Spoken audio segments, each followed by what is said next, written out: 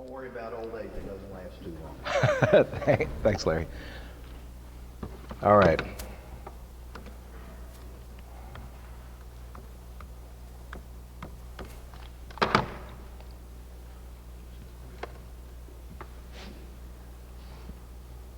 This is a quick talk. It's only about 5 minutes.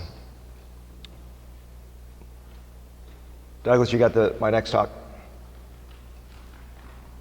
All right.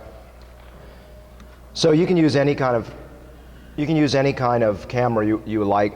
I'm not going to go in and tell you what cameras are out there, but basically I really believe that you should use a DSLR of some kind, because if you use a little point and shoot, it just doesn't look professional. That's the honest truth. And you want reproducibility. You want to use the same camera every single time, if possible. The environment is very important. Some of the basics to what I've done for my room is, one, I have a automatically closing door. So in other words, there's a hinge that forces the door closed. Why is that important? No ambient light. There's no windows in there, because if you have windows in there, you're going to be able to have different lighting conditions that change throughout the day. So you want a uniform lighting situation. I have a little peephole in there so I can see if someone's sitting in there, because the photographer is actually abutting the closed door. So you want to have it to the shortest person. I've got someone under 5 feet in my office, so we have it slightly lower so she doesn't have to jump up to look in there. And then I have a small room. The reason I have a small room is, one, is real estate is valuable. The second reason is that I don't use flash photography, so I do a lot of facial cosmetic work, a lot of volume restoration, and with that, I want to see the exaggerated shadows, but too much exaggerated shadows actually create problems. So you want to have a pretty small room with a very strong embankment of fluorescent lighting. Then you just adjust your camera to the right color temperature, and it won't come out like a greenish hue. So I don't use flash, because flash just is a pain, and it's not consistent, in my opinion, when you're shooting it at different levels where it's being emanated, or you have to have all these other flashes around it, and I don't think you need it. If you have a small enough room and strong enough lights, you're good. And we have some musical background. Can we kill the music, Douglas? Thanks. The other thing is, you want a backless rotating stool so that the back doesn't get in the way, and you want to be able to rotate around and see everything.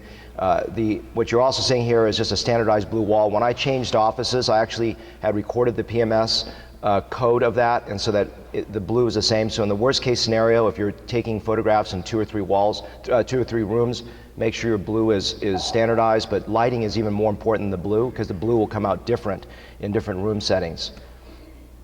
Numbered positions, you barely can see it here, but there are little numbers on the wall here telling the patient, look 1, look at 2, look at 3, and so they're moving their head accordingly. And a computer workstation, obviously, where things are transferred. We also do our computer imaging there. We have a 3D Vectra for facial work. It doesn't work for hair. And then just even fluorescent lighting and color balance, as I mentioned. You want to take photography where you have really no excessive hair products, or the styling is the same. So a lot of times people have their hair covered. You want the hair up in both the before and after photography, so it's there, and no smiling if possible. I don't always have that perfect. Frankfurt horizontal plane is basically from the tragus, or actually just above the tragus, all the way across the infraorbital rim. So ideally you have the patient going across that area. People oftentimes typically tilt their neck up, so I tell them no head tilt to the staff. And then this is just showing 3/4 view, again maintaining the Frankfurt horizontal plane.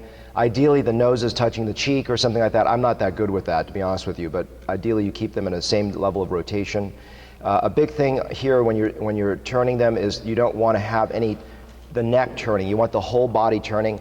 You don't want to see the contralateral eyelash on the other side or a nostril on the other side, because it's telling you you have a little bit of off tilt. And then again, Frankfurt horizontal plane being maintained.